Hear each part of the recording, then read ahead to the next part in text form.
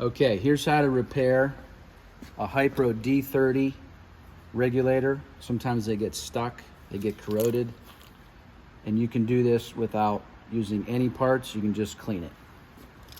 So what happens is this gets stuck and it won't move up and down, so your pressure regulator is stuck, and what happens is it seizes up in here. So we're going to put it on a vise. Okay, we're going to tap that out, get your pin,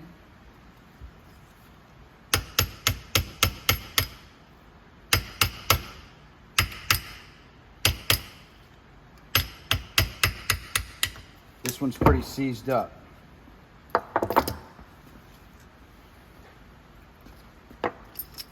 So if you want to get a close-up of in there, what happens is there's a rubber seal around there that seals around this plastic part right here. That's what keeps it from leaking.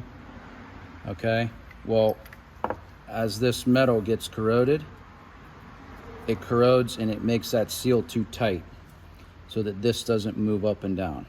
So we're going to take our pick right here, we're going to slide it until we feel that little notch under there, and that means you're past that rubber, so you're between the rubber and the metal under here. We're going to slide it under.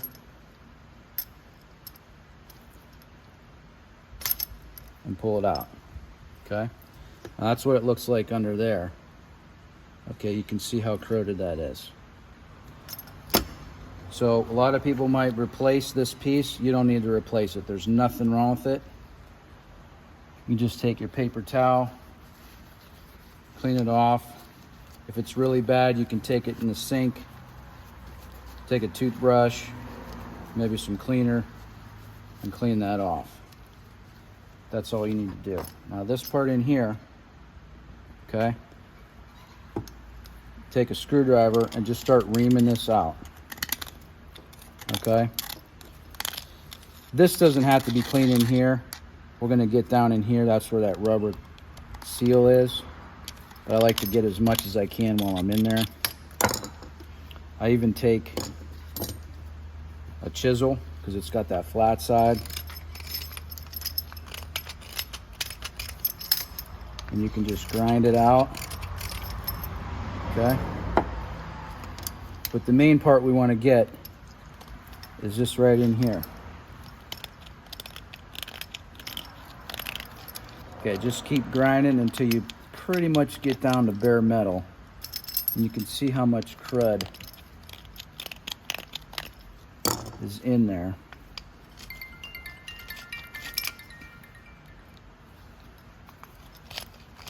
Again, that flat side works really good because it's a little bit sharp.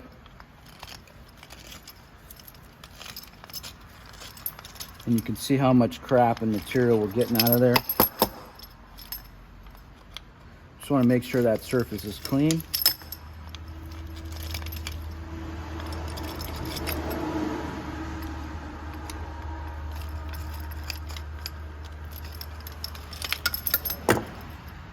Looks pretty decent. Okay, if you want to get it even better, you can use a Dremel with a brass brush that'll fit in there and it'll really clean it nice. But for now, we're just going to go ahead and use some seez.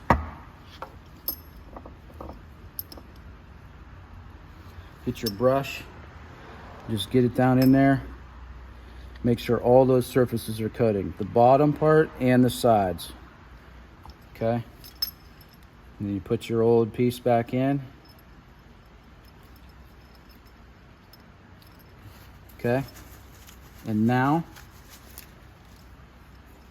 you can assemble this back up. So the way this goes is, you put this up in here first. If you get a little extra seez, just wipe it off.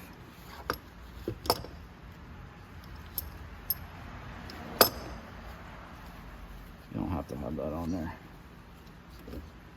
Okay, so we're going to push that through.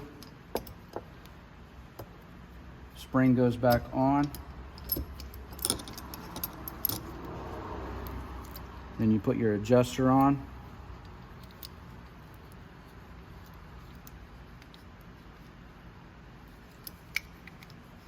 push it up through, and now you can see it moves freely again. You don't have to replace any parts. Those are pretty expensive. I think they're, you know, 10, 15 bucks a piece. You don't even need to replace it. Okay? That's it. The only other thing we'll do is we'll look at the surfaces we're putting them back on, and we'll just grind some of that off and make sure the mounting plate on top of the pump is clean. And every once in a while, this is starting to wear here. This is your rubber piece for your pressure. It starts getting a little worn. You can replace that if you're having trouble with your pressure. All right, hope that helps.